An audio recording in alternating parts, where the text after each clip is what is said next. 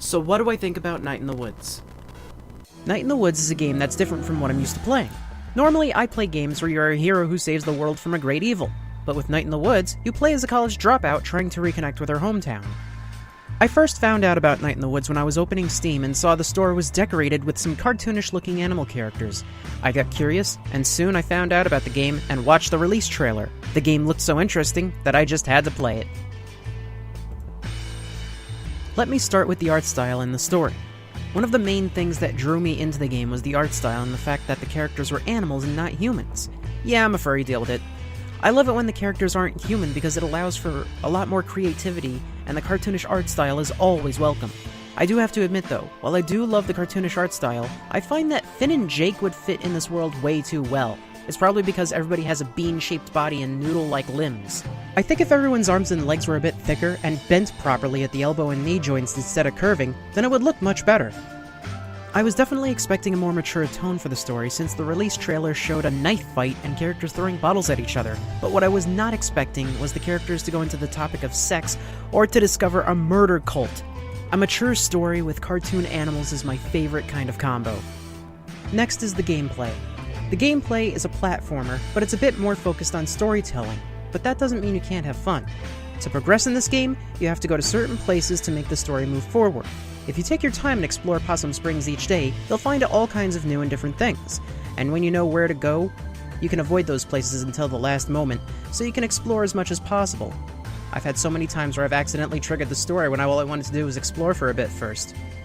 Some of these extra side things affect the story in small ways, such as Lori and Selmers being in the church or Greg thinking he heard an owl.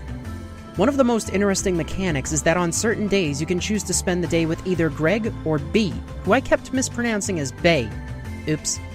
This is a cool idea because you can choose how you want the story to go, but the downside is that you miss out on something no matter who you hang out with. This is still interesting because it simulates real life. Depending on what choice you make, you can wind up missing out on something good. It's kind of a fear I actually have in real life. One of the coolest moments is when you go to control B, darn it, or Greg, depending on who you hang out with. Even if it's for a short time, it's still pretty cool. I even love the obvious references to Five Nights at Freddy's. The annoying thing is that you can't do everything in one run of the game, but what's even worse is I don't know what the hell is canon. Does May canonically go to the Donut Wolf with Greg and Angus, or does she go to the party with B? I honestly hope the major events with B are canon, because if I was May, I'd want to reconnect with an old friend if I had the chance. Next are the characters. Germ is a cool little guy who shows and tells a bunch of cool things about Possum Springs. I wish Germ had a bigger role. Not much is known about him. Angus is another cool character. Despite having shitty asshole parents who's obviously abused him and his brother in the past, he's been in the Scouts and is smart enough to fix computers. Angus seems to be one of the adults in the group. The only time you really spend any time with Angus is when you get the laptop repaired and when you go to Possum Jump with him. By the way, apparently if you activate all those little windmills and then go to Possum Jump, you get an extra scene where May and Angus read the notes that popped out. Yep, those were notes popping out of those things. I love Greg because he's a hyperball of energy and loves getting into all kinds of mischief. He definitely has some problems and may not be the best influence, but he's still a good person. He worries if he's a good person or not, and that shows that he's at least trying. B is the only other adult in the group besides Angus, and because of her situation, she is miserable and I honestly feel bad for her. I can also somewhat relate to her because of the way her mom died of cancer, the same way my grandfather died. Because of her mom's death, her father basically fell apart and she had no choice but to help him at the old pickaxe, forcing her to abandon her dream of going to college while her father constantly reminds her that he's the boss while she's doing the work of 3 employees plus the store owner. I bet he never thanks her or tell her he's proud of her or anything at least once. May is the one character I can relate to the most, and it's scary how much I can relate to her. It's like looking in a damn mirror! May seems to suffer from a couple of different things, one of them being ADHD, something I have myself.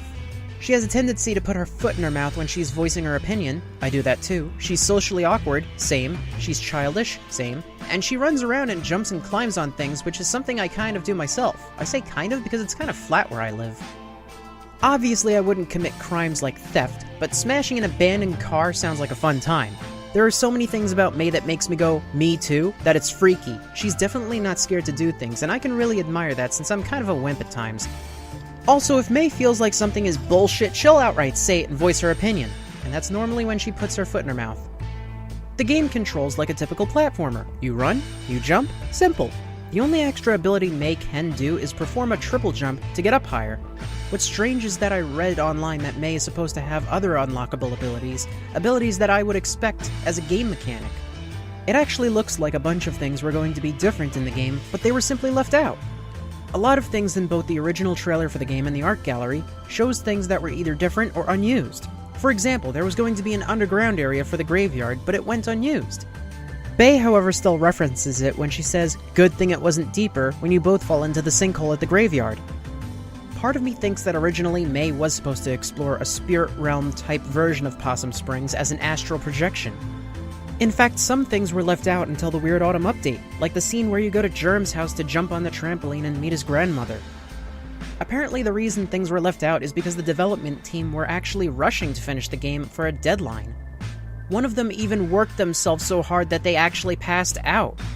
Thankfully his cat was there to wake him up. Listen guys, do not be like Sonic Team. Don't rush the production of a game to meet a stupid deadline, because you're going to forget things or not have time to add in all kinds of bells and whistles and details that we as the players are obviously going to love.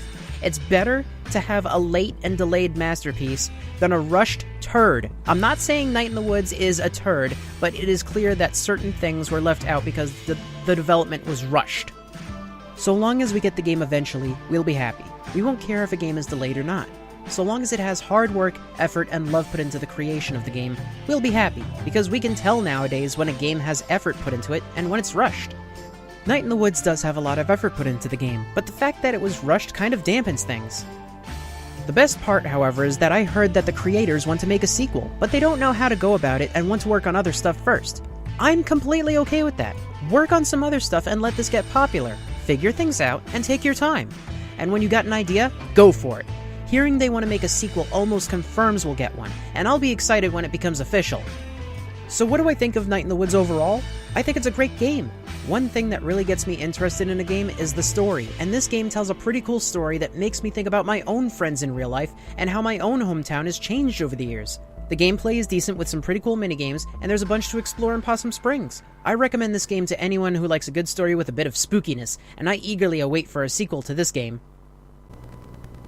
Thank you all for watching, everybody. I had a really fun time playing this game, and I hope you had as much fun watching as I did playing. If you really liked the entire Let's Play that much, be sure to hit the like button. If you want to say something, leave a comment down below. And if you want to stay tuned for my next video, then be sure to hit the subscribe button. Just make sure you ring that bell, otherwise YouTube is not always going to notify you whenever I upload a video, because it's dumb like that. Until next time, I am Lightning of Lightning Wing Productions, and until then, I will see you all in the next video. Keep gaming, everybody!